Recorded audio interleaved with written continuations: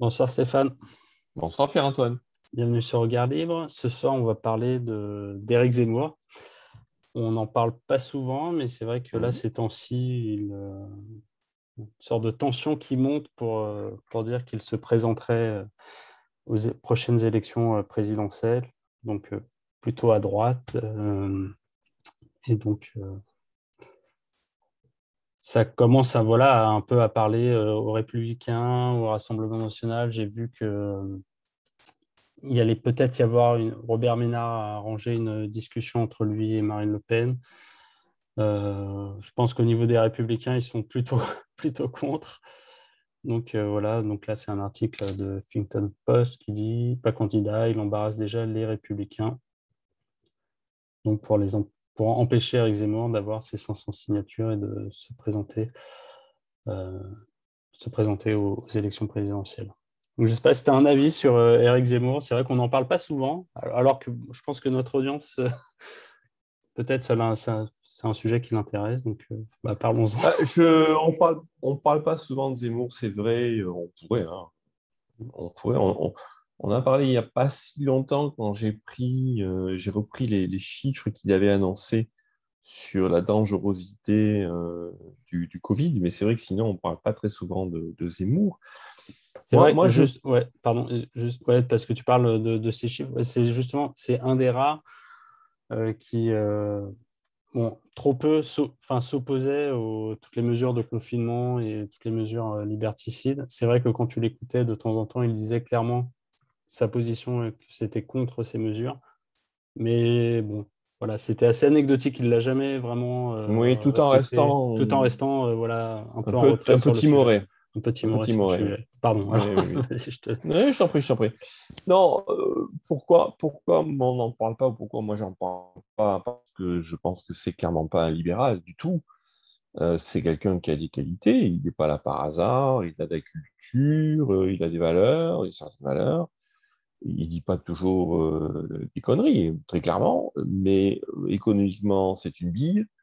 Là, par contre, il dit régulièrement, je pense, des bêtises. C'est plutôt, que je sois faire de ma part, un bonapartiste. Ouais. Bonaparte, pour moi, c'est certainement un des pires régimes et dictateurs que la France ait connu dans son histoire. Je Ouais. suis sûr qu'il y a plein qui vont réagir, mais pourtant, on peut en parler. Aujourd'hui, j'ai Hein. partagé un statut de Henri de Lesquen qui disait que Napoléon était une des pires ordures de l'histoire de France. Mais Non, bravo, mais Henri. justement, on n'arrête pas de citer Henri de Lesquen, là, ça devient grave.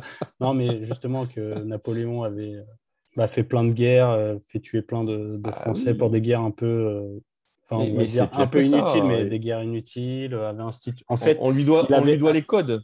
On lui voilà, doit les les codes. codes. Il avait en fait en sorte que la Révolution française soit pérennisée et voilà, soit stabilisée et acceptée en fait par tout le monde, C'est quoi. ça, c'est ça. Donc, bon, pour moi, c'est effectivement un virage de l'histoire parfaitement catastrophique, alors que beaucoup verront de la grandeur, hein, bien sûr, Ouais. mais la grandeur souvent cache autre chose. Il n'y a pas besoin de grandeur dans une société libre. Il y a besoin de grandeur quand elle est là pour cacher autre chose, en fait.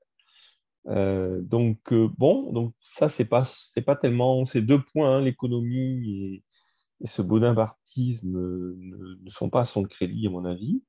Bon, mais après de ça, à part ça, je suis pas non plus quelqu'un qui le connaît plus que ça et qui s'y intéresse plus que ça. Et sincèrement, je reste un petit peu sur cette ligne.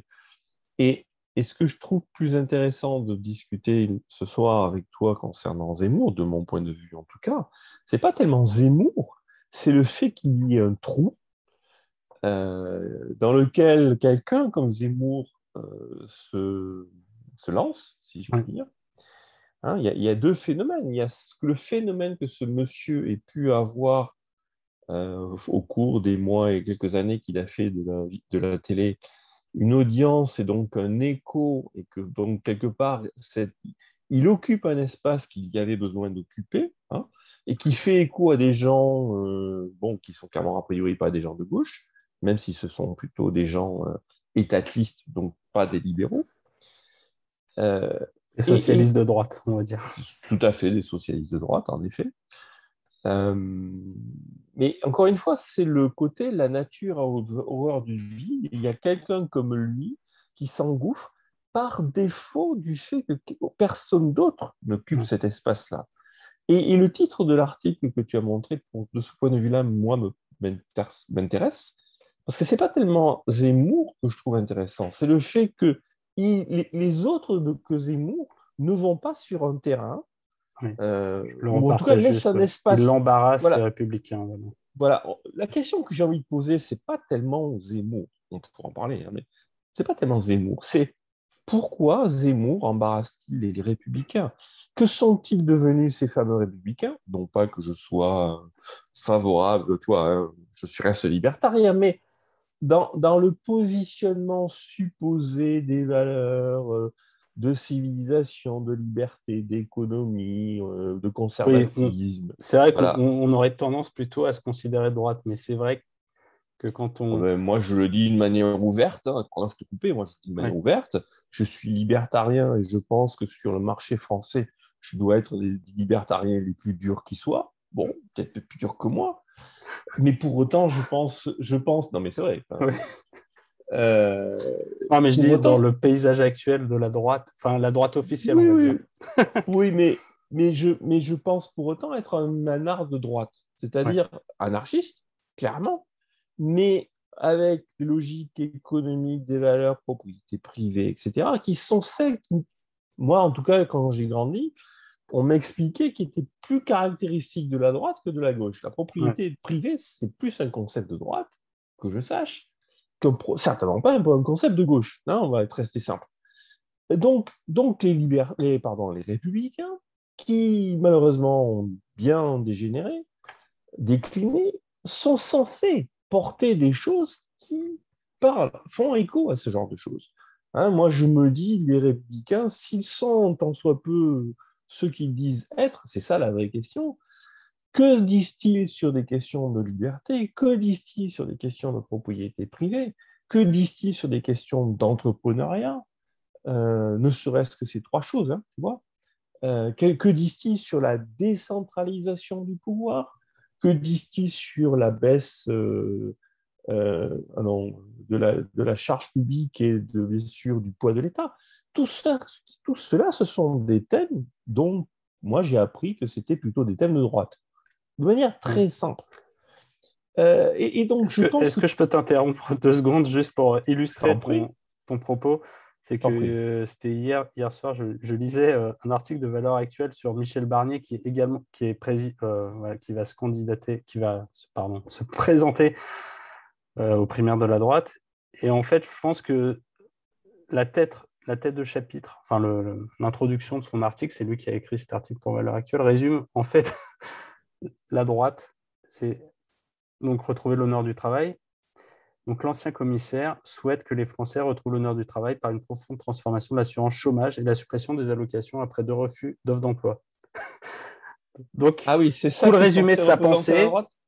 et de la droite et du projet et de sa vision, Mon c'est Dieu, en fait, ça va être 2 mesures. C'est mon transformation de Dieu, l'assurance chômage et la suppression des allocations après 2 refus d'offres mon d'emploi. Et Dieu. j'ai lu ça et je me suis dit, mais voilà, pour moi, c'est un résumé parfait de la droite aujourd'hui. Enfin, Non, mais c'est ça, républicain, c'est qu'on est sur l'anecdotique totale. c'est bien le propos, c'est exactement cet article, je trouve, et le Ouais. trouve est très bien trouvé. C'est pas Zemmour, je pense, hein, j'espère, je m'en fous sincèrement, hein, bon. Mais j'essaie de, bon, est-ce que Zemmour prend cet espace et est-ce que Zemmour a eu une telle audience parce qu'il est Zemmour, parce qu'il est bonapartiste et parce qu'il est socialiste de droite? Ou est-ce que c'est surtout, ou au moins aussi, parce qu'on lui a laissé un truc complètement béant, dans lequel personne n'ose aller, qui est l'anarchie de droite? C'est-à-dire, écoutez, arrêtez de nous emmerder avec l'État, mais par contre, faites en sorte que l'entrepreneuriat puisse fonctionner, que la propriété privée soit respectée, que la liberté soit respectée, et des thématiques de ce type-là. Ouais. C'est une Ouais. question que je pose, hein, bon, c'est bien sûr, mais je pense, j'enfonce une porte ouverte. La vraie question qui est, c'est que fait la droite supposée par rapport à de telles thématiques?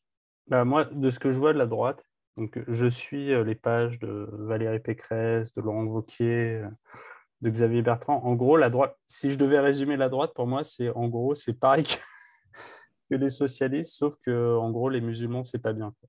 Et l'immigration, c'est Ah pas oui, bien. Non, c'est mais, ambitieux comme programme non, quand mais même. quand tu regardes leur statut, leur post, leur publication sur Internet, ça se résume à ça. La seule, en fait, ils remettent jamais rien en cause. Sur le Covid, c'est silence absolu, Ouais. aucune contestation aux mesures Covid et ce genre de choses. Sur l'État-providence, des petits trucs à la marge, voilà ce que dit Barnier, on va arrêter l'allocation si tu refuses de job, mais jamais vraiment de remise en question sur les principes fondamentaux. Mais par contre, voilà, la différenciation, bah, ça va être, oui, l'immigration, on va gonfler les muscles, il n'y aura plus d'immigrés, on va expulser les gens, mais bon, ce qui au final ne se passera pas, mais et c'est, voilà, pour moi, de ce que je vois de Wauquiez, Pécresse et des autres et consorts, pour moi, la droite se résume à ça aujourd'hui.